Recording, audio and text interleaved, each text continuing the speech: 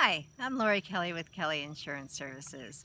One of the things that I believe in firmly is that everybody needs to understand what they're buying when they buy insurance. It's one of the largest things that you pay for every year, and a lot of people call me and they're not sure what they currently have. And so I'm on a mission. I want people to understand, and so we've created several videos trying to give people an easy way of doing some homework, that kind of thing. But tonight, I thought we'd bring some levity to all of this because although claims are very, very serious, and we want to make sure that you're covered in advance, that you know what you are and aren't covered for ahead of time, that kind of thing. Sometimes they're just bizarre. And so what I did was ask a bunch of agents from across the country what some of their most bizarre claims were. Whether they were paid out or whether they were just submitted is irrelevant, but it gives us something to talk about, and some of them are quite bizarre. Quite honestly, some of them I won't repeat because personal property gets a little too personal. But anyway, so we thought we'd have some fun, and Pat was enjoying hearing some of these, my husband Pat, and so he decided he'd jump in here and help me have some fun with this. So hope you can learn something and enjoy it. So there's a story about a guy who was leaving house for work, and he had something in his trunk he forgot to get out and leave at home. So he got to the end of the driveway, he stops his car, had to unload his trunk to get to this specific item and take it back to the garage. So he unloaded his golf clubs and a few other things, and then he got the thing, he carried it back up the driveway to the garage. And when he's coming back to the car, he sees the garbage truck driving off, and he realized that the garbage men had been there. They got the garbage and the other stuff and the golf clubs. Oh, that's rough. That guy was not a happy camper, or a happy golfer, I should say. Yeah. Goodness. So there's another story about a guy who, like most of us guys, working around the house and not being real safe. And this guy fell off the ladder while changing a light bulb or something. And his wife wanted to file a claim against their homeowner's insurance on it. Yeah, it doesn't work. Why not? Because, first of all, this is the kind of thing Pat does all the time. Just yesterday, he's got a tall ladder, and he's got it propped on this bed of rocks. I mean, large stones, not... Anyway, there was nothing flat surface about that ladder yesterday, but he's here. He lived to tell about it. I didn't fall off it this time. But so this man did, and he was seriously hurt doing jobs around the house, and those stories unfortunately happen all too often. But your homeowner's insurance, even though it says MedPay on your declarations page, your medical payments are there in order to kind of be a good neighbor coverage. So had that been your neighbor over trying to be helpful, not charging you, just trying to be helpful, had it been him, then there was more than likely coverage under your MedPay. But being you, there's no coverage, because that coverage is there basically to help you in the event that some sort of liability claim is happening. So with MedPay, there's coverage without there being proof that you were at fault. But if that's not enough, then you can move into your liability, where you've got coverage and defense and that kind of thing. So yes, unfortunately, the do-it-yourself guy who gets hurt on his own property cannot come onto his home to take care of it. He does need to go to his health insurance. So speaking of dumb acts, you mean this yours? happens all, not mine. I never have done this. No. You forget where you parked the car. Oh, that's me. You think somebody stole it because you go out this is where I left it. And it's not there. You walk around, it was right here. This is Right. where I left it. So you call and report it in, say, somebody stole my car.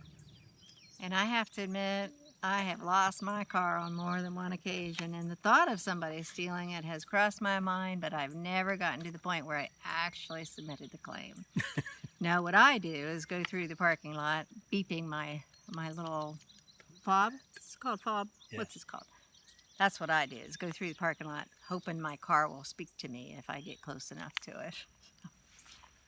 So what happens though when your pet ostrich bites your neighbor Ooh. Ooh. or whatever dog? Well, did you tell me that you had a pet ostrich who had a bite history when I wrote the policy? I've never had a pet ostrich before. I didn't know they bit. As with all claims, there's always more questions, but it does bring up a good point in that you always need to disclose everything going on in your house when you do get that new policy, so that you know up front what will and will not be covered. And like dogs, vicious dog breeds and that kind of thing. Always Vicious ostriches. vicious ostrich. I've heard they can be quite mean, actually. So I heard a story about a guy who somebody stole his tire off his car and they put their spare on it. Now that's just bizarre. Is that called a good neighbor thief or what? One with a conscience, anyway. Oh my goodness gracious! Who'd know? So there's this couple that was in the middle of a divorce, and the woman was upset and saw her husband's car at his girlfriend's, and she plowed into her husband's car, and that plowed into the girlfriend's car, and that plowed into the garage, and Oh it's my. kind of a domino thing. And we were just wondering whose coverage will cover something like that. Oh goodness. Well, the distraught soon-to-be ex-wife, you can't go back onto her insurance policy because intentional acts are never covered. You cannot just go destroy somebody's property on purpose and have your insurance company cover it. So more than likely, they will be coming after her personally, and her insurance company will not help her out. So be careful and take your anger out on a pillow or a box of Kleenex or not somebody else's car. So another story was kind of strange about the guy's brother had changed all the presets on the radio. What are you talking about? That Well, doesn't the make guy sense. had a wreck. A guy had a wreck and really messed up his car. And he said it wasn't his fault. Okay. That's not abnormal yet. Well, he said it was his brother's fault. But was his brother in the car? No, his brother had changed all the presets on the radio and he was fixing them. And that made it his brother's fault that he was distracted and playing with the radio He when had he to wrecked fix his it. car. Yeah. Oh my lands. Some people. My brother does that stuff to me. Yeah, well, take responsibility for your own actions, bud. And my brothers. Yeah. So there's a lot of people who have, like we mentioned before about the ostrich, they all have favorite pets and whatever, and they take care of them as best they can. But sometimes, Like their babies. yeah, Yes. but Like their own sometimes children. accidents happen. And this one lady had a cat that had a heating pad, and the heating pad malfunctioned, burned down the house. Oh boy. Well, the pet lover's first question is, how's the cat? Got out alive, right? Because cats take good care of themselves. They have 9 lives too. Yeah. Oh my goodness. To lose your entire house over a heating pad for the cat. Boy, that would be a rough thing to do. Absolutely. It does remind me, that a suggestion is that you check those small appliances often. Don't keep them forever. They're not meant to have a forever lifespan, and house fires do happen over toasters, lights, Clock radios. clock radios. So, you don't think there's anything wrong with your clock radio. It still works fine, but if it's old, it's time to pitch it.